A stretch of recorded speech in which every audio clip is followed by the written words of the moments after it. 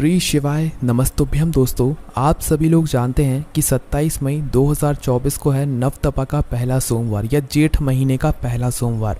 दोस्तों, नवतपा का जो सोमवार होता है, इस सोमवार का बहुत ही बड़ा और विशेष महत्व होता है और जेठ महीने का जो सोमवार होता है इसका भी बहुत ही बड़ा और विशेष महत्व होता है, जो कि इस बार 27 मई 2024 के दिन पड़ रहे हैं। तो आप लोगों को इस मौके को अपने हाथ से नहीं जाने देना चाहिए। आप सभी लोग जानते हैं कि नवतपा शुरू हो चुके हैं, जो कि 25 मई से हुए हैं और जो कि 3 जून तक चलने भी वाले हैं। तो इस बीच में आप लोगों को अपना एक भी दिन नहीं जाने देना है और भगवान शिव जी के लिए, भगवान शिव जी को प्रसन्न करने के लिए कुछ उपाय ज़रूर करना है। दोस्तों, हम और किसी दिन पर, किसी विशेष दिन पर उपाय करते हैं तो हम क्या करते हैं कि उपाय को करने के बाद अपनी मनोकामना बोलते हैं। पर अगर हम ये वाला उपाय कर रहे हैं ना, इन नवतपों के दिनों में कोई भी उपाय कर रहे हैं, मतलब जो हम आपको बताने जा रहे हैं, अगर आप इन उपाय को कर रहे हो तो आपको अपनी मनोकामना भी बोलने की ज़रूरत नहीं है। उसका क्या कारण है दोस्तों? जब आप किसी उपाय को करते हो और अपनी मनोकामना बोलते हो तो भगवान शिव जी आपको कितना देते हैं? जितना आपने उनसे मांगा हुआ होता है।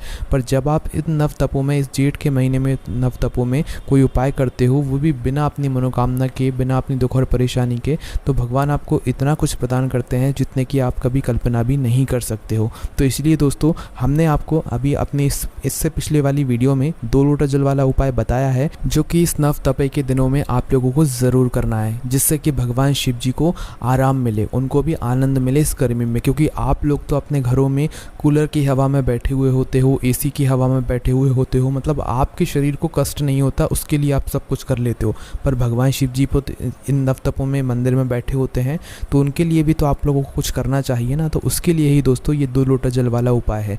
किसी एक व्यक्ति ने हमें यहाँ पर कमेंट करके ये बात भी पूछी हुई है कि अगर हम 2 लोटा जल के अलावा अगर हम एक बाल्टी लेकर जाएं अपने साथ में और उस बाल्टी से शिव जी की शिवलिंग पर जल चढ़ाएं तो क्या चल जाएगा?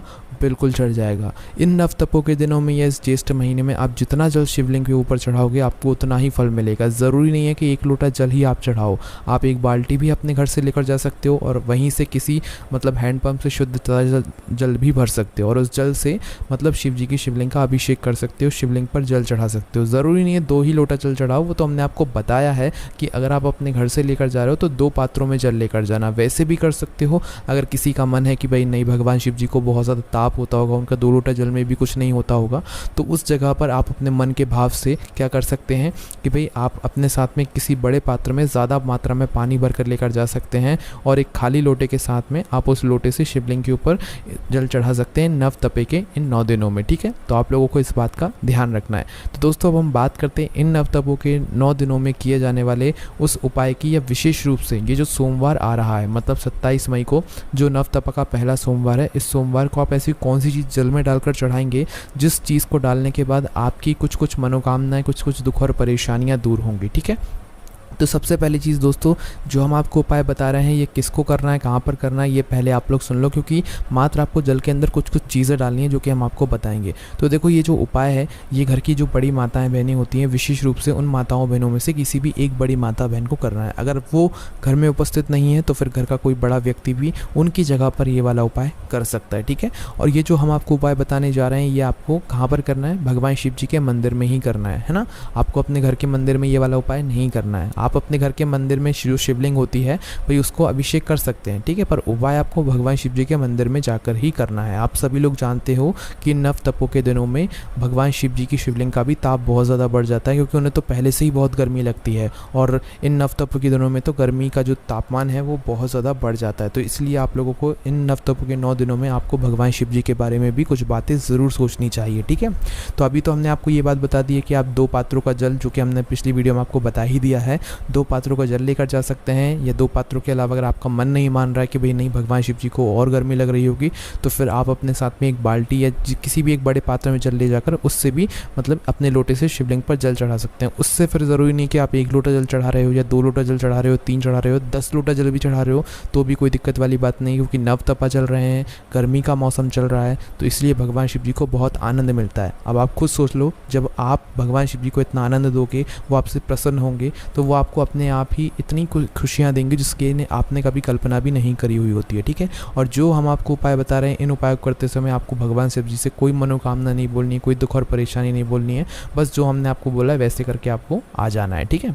तो सबसे पहले दोस्तों हम बात करते हैं कि इन नव तपों के दिनों में, या जो विशेष रूप से सोमवार आ रहा है जो कि 27 मई 2024 के दिन पड़ रहा है, इस नव तपे के या जेठ महीने के पहले सोमवार को आप लोग 1 लोटा जल भले ही लेकर जा रहे हो, चाहे 2 लोटा जल लेकर जा रहे हो, चाहे कितना ही लोटा जल लेकर जा रहे हो, पर कम से कम अपना जो 1 लोटा जल है उसमें उसे अलग से रख लेना, ठीक है।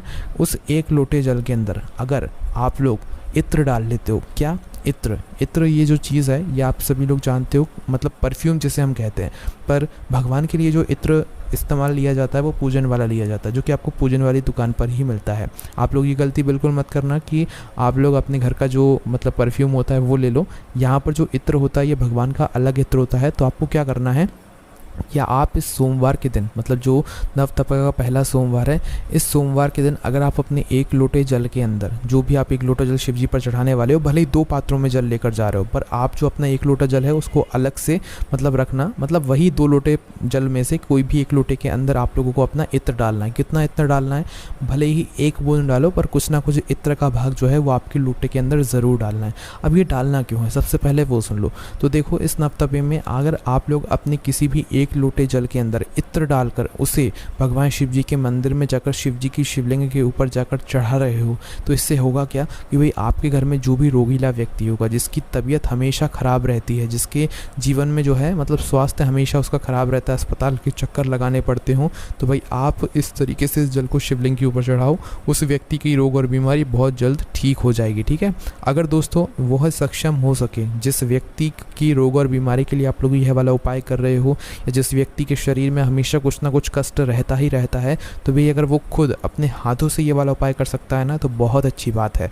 तो उनको क्या करना है, मात्र अपना 1 लोटा जल भरना है। अगर आप लोग 2 पात्रों में जल नहीं भी लेकर जा रहे हो, आप 1 लोटा जल के साथ भी ये वाला उपाय कर सकते हो, ठीक है। इस बात का आप लोगों को ध्यान रखना है। तो क्या करना है, अपना 1 लोटा जल आपको भरना है और 1 लोटा जल भरकर उसके अंदर इत्र डालना है। देखो, इत्र भगवान वाले कार्यों में जो इस्तेमाल होता है वो वाला लेकर आना, कोई सा भी इत्र नहीं चलेगा, ठीक है। तो इत्र की 1 बूंद या 1 से ज़्यादा बूंद आपको क्या करना है, अपने 1 लोटे जल के अंदर डाल लेना है, ठीक है। घर से ही डालकर लेकर जाना है, वहाँ पर जाकर नहीं डालना है।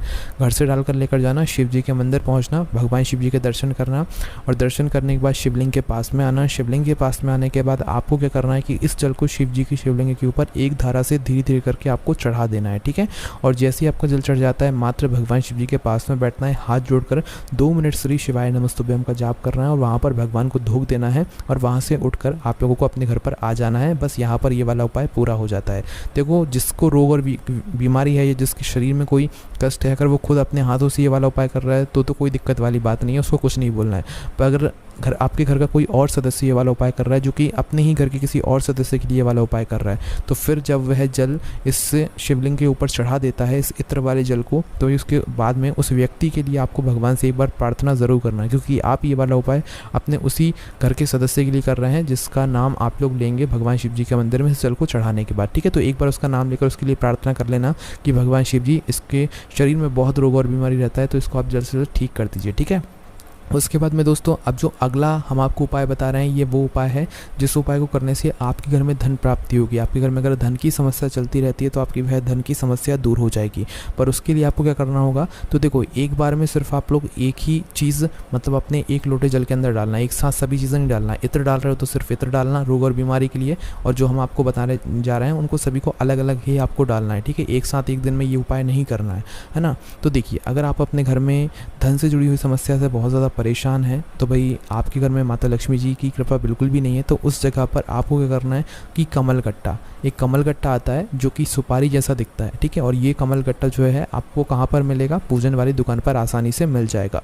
तो आपको क्या करना है, आप जो 1 लोटा जल इस नवतपा में भगवान शिव जी के मंदिर में जाकर चढ़ा रहे हो, या सोमवार के दिन चढ़ा रहे हो, तो भाई क्या करना है, आपको उस अपने 1 लोटे जल के अंदर अपना वह मात्र एक कमल गट्टा डाल लेना है, ठीक है।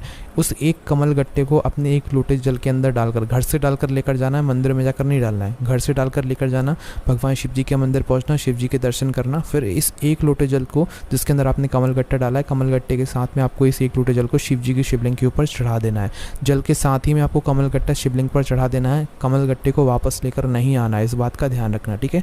तो एक धारा से यह जल आपको चढ़ाना है, जितने भी जल चढ़ा रहे हो ये एक धारा से चढ़ाना है, धीरे धीरे करके चढ़ाना है। और जैसे ही आपका ये कमल गट्टे वाला जल चढ़ जाता है भगवान के सामने, वहीं पर 2 मिनट बैठकर श्री शिवाय नमस्तुभ्यम का जाप करना है। अपनी कुछ मनोकामना नहीं बोलना है, कुछ भी नहीं बोलना है, मात्र हाथ जोड़कर विनती करके भगवान को दोग देकर वहाँ से उठ जाना है और अपने सीधा घर पर आ जाना है, ठीक है। तो ये वाला जो मतलब चीज़ अगर आप लोग डाल लेते हो कमल गट्टा अपने जल के अंदर, तो ये आपके घर में धन की जो समस्या होती है इसको दूर करता है और माता लक्ष्मी जी की कृपा जो है वो आपके घर पर बरसाता है। अब उसके बाद में दोस्तों जो आखिरी वाली जो चीज़ है वो अगर आप लोग अपने जल के अंदर डालकर चढ़ाते हो तो क्या होगा, तो आपकी जो भी मनोकामना होगी, भले ही आपने अपने मन के अंदर सोची ही क्यों ना होगी, आपको बोलने की ज़रूरत नहीं है।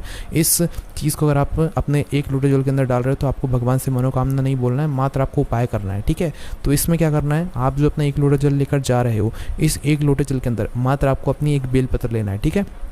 तो उस एक बेलपत्र को आपको अपने घर पर ही अपने 1 लोटे जल के अंदर डालना है। पर करना क्या है, जब आप अपने इस बेलपत्र को अपने 1 लोटे जल के अंदर डाल रहे हो तो मन ही मन अपनी कोई भी एक मनोकामना सोच लेना, जिस मनोकामना के लिए आप लोग अपना ये वाला उपाय कर रहे हो। कोई भी अपनी दुख और परेशानी सोच लेना जिसके लिए आप लोग अपना ये वाला उपाय कर रहे हो, और सोचकर इस बेलपत्र को अपने उस 1 लोटे जल के अंदर डाल देना, ठीक है। उस 1 लोटे जल के अंदर इस बेलपत्र को डालने के बाद आपको क्या करना है, मात्र इस 1 लोटे जल को लेकर शिव जी के मंदिर पहुँच जाना है। शिव जी के मंदिर जैसे ही पहुँचते हो तो सबसे पहले भगवान शिव जी के दर्शन कर शिवलिंग के पास में आ जाना है। शिवलिंग के पास में आकर आपको इस बेलपत्री के जल को क्या करना है, शिव जी की शिवलिंग के ऊपर चढ़ा देना है, एक धारा से धीरे धीरे करके, और बेलपत्र को भी जल के साथ शिवलिंग पर चढ़ा देना है। बेलपत्र को आपको वापस लेकर नहीं आना है, ठीक है।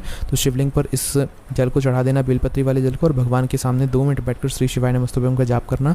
अपनी मनोकामना मत बोलना, बस मनोकामना मन ही मन तब सोच लेना जब बेलपत्री को आप जल के अंदर डाल रहे हो अपने घर पर, है ना। इस बात का आप लोगों को ध्यान रखना है। तो दोस्तों ये 3 चीज़ें हैं, जिन 3 चीज़ों को अगर आप लोग अलग अलग दिन पर अलग अलग समय पर मतलब डालते हो और शिवलिंग के ऊपर ये वाले जल चढ़ाते हो तो आपको इससे बहुत ही ज़्यादा फल मिलेगा इन दफ़ों में इस उपाय को करने का, ठीक है। बाकी विशेष रूप से हमने आपको ये वाले जो उपाय हैं ये सोमवार के लिए बताए हैं, जो कि 27 मई 2024 के दिन पड़ रहा है। तो भाई आपको क्या करना है कि अगर आप लोग अपने घर में किसी रोग और बीमारी वाली व्यक्ति के लिए वाला उपाय कर रहे हैं तो जल के अंदर इत्र डालकर लेकर जाना, और धन प्राप्ति के लिए कर रहे हैं तो एक कमल गट्टा डालकर लेकर जाना, और मनोकामना के लिए कर रहे हैं तो अपनी एक बेलपत्र जल के अंदर डालकर लेकर जाना, उस जल को शिवलिंग पर चढ़ाना, ठीक है। ये उपाय एक साथ नहीं होंगे, एक बार में सिर्फ एक ही उपाय होगा, इस बात का ध्यान रखना। बाकी दोस्तों यहाँ पर ये वाले उपाय पूरा होता है। इस उपाय को करने में अगर आपको कोई भी दिक्कत समस्या परेशानी आती है तो हमसे कमेंट करके पूछ सकते हैं। ओम नमः शिवाय, जय भोले बाबा, श्री शिवाय नमस्तुभ्यम।